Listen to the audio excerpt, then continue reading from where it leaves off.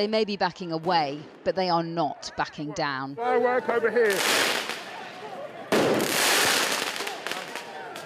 President Trump sent in more soldiers trained in war to support the police trained in de-escalation.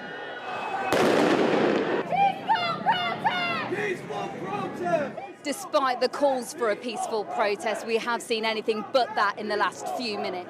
Things have been thrown at the police line here and they have retaliated with rubber bullets and tear gas.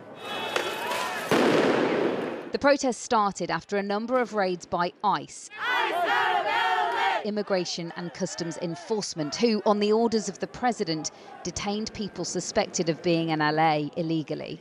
I'm the son of illegal immigrants. I came here when I was an illegal, when I was 1 year old. I was illegal in this country for a very long time. My parents did the whole, process. We became citizens and everything. I just believe that it's not fair for people not to get that opportunity. So what is your message to the president? He's saying that he wants everybody to go through the right means, but he's not giving them the opportunity. I think he should. And I don't think deploying military out here is a good idea. I think it's just making it more chaotic. If we didn't send in the National Guard quickly, right now, Los Angeles would be burning to the ground. President Trump told reporters the military will leave when the danger is gone. The unrest is localised. This is just one street. One of the tactics from the police has been to move forward so that they can push the protesters back, and that's why they've sat down on the floor. The LAPD are now calling this a streets takeover. Yes, we can, they shout, about their right to be here. I just can't stand this. My parents literally have been here their whole lives. They work hard. They now got the opportunity to be U.S. citizens, but that does not mean I turn my back and don't act like they came here illegally. They did come here illegally, and they worked hard. Last night, more than 100 people were arrested before the crowds dispersed. But Los Angeles police say the arrival of soldiers presents a significant logistical and operational challenge to those who are responsible for keeping these streets safe.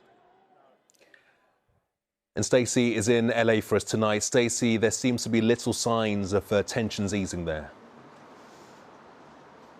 Yeah, that's true, but I think it's also important to say that Los Angeles is largely running as normal today, and any pockets of tension that we have seen in the evenings during these protests has been isolated to just a couple of streets. But there is real tension in this ongoing war of words between the state authorities here and the President of the United States following his decision to call in the US Marines. The mayor of this city has said today she doesn't know what the Marines are going to do when they arrive. President Trump said this morning that he had a phone call yesterday with the governor of California. He said that simply isn't true. And President Trump also told reporters today that he has real concerns about the many deaths and many potential deaths related to the troubles here. And we know of only one death that is currently being investigated that may or may not be connected. But what is really concerning for people here is that this ongoing dispute is really distracting between the state authorities here and the President of the United States, and they fear that that may be getting in the way of any possible resolution.